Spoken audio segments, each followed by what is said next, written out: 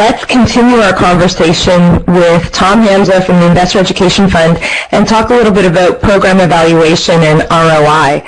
So Tom, you and I have talked about this a little bit, and you told me that program evaluation has been important to you, but something that's really challenging to figure out. So tell us a little bit about what you've learned about program evaluation so far from the work that you've done with Getting Smarter About Money.ca. Laura, let me start by setting the context.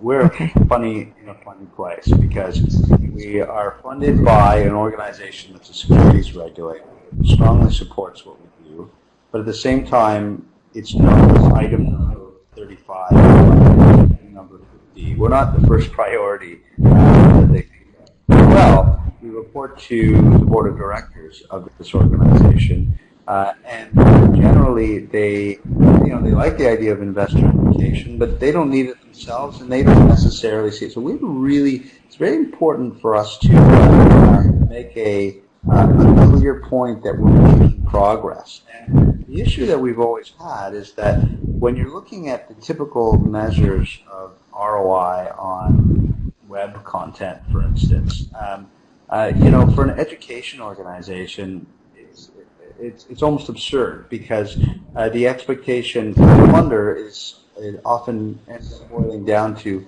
how many people change their lives, which is just way too far for anybody to be able to research. And all the research money is able to do.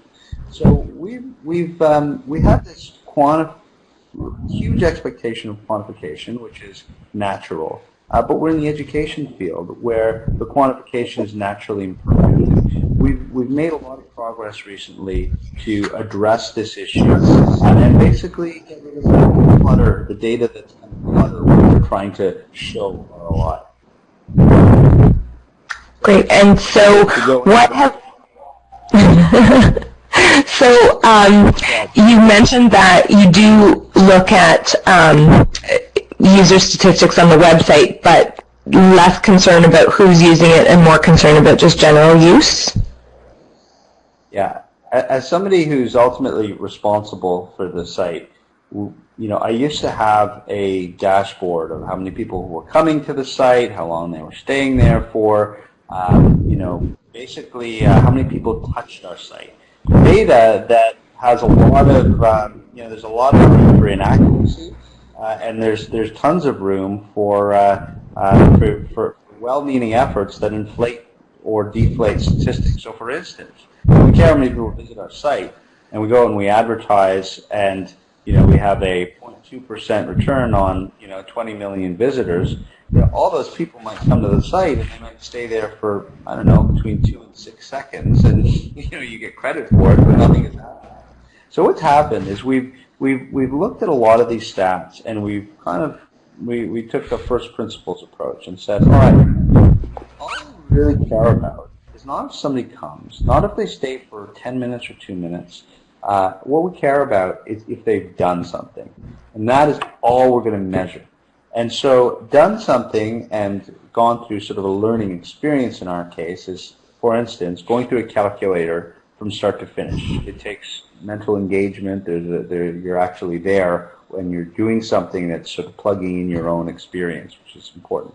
Somebody has gone and watched an entire video. They've committed 2 to 3 minutes of their lives and each of the video deals with a certain. If you've read 3 or more pages, pretty good indication that you're engaged. These, all of these things have been really, really helpful because suddenly, from measuring 2 million visits, which was a loosey-goosey but industry standard number, all I care about are conversions, which is what one of those learning experiences is. This year, 500,000 people need to come onto the site and need to have conversions. And whether 4 million people visit and we get 500,000 conversions, or 500,000 people visit and 500,000 conversions is irrelevant. Whether they stay for 2 minutes or 8 minutes is irrelevant. And what it's done is it's totally simplified everything we're doing. I no longer actually care about brand building. I don't really care about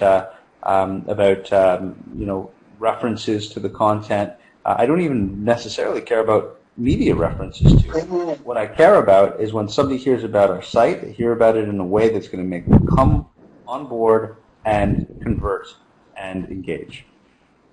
Wonderful. Well, thanks. That gives us a lot of insight and a lot to think about as we continue to study the financial management of online learning and try to figure out how program evaluation and ROI relate to that. So thank you so much for your time, Tom.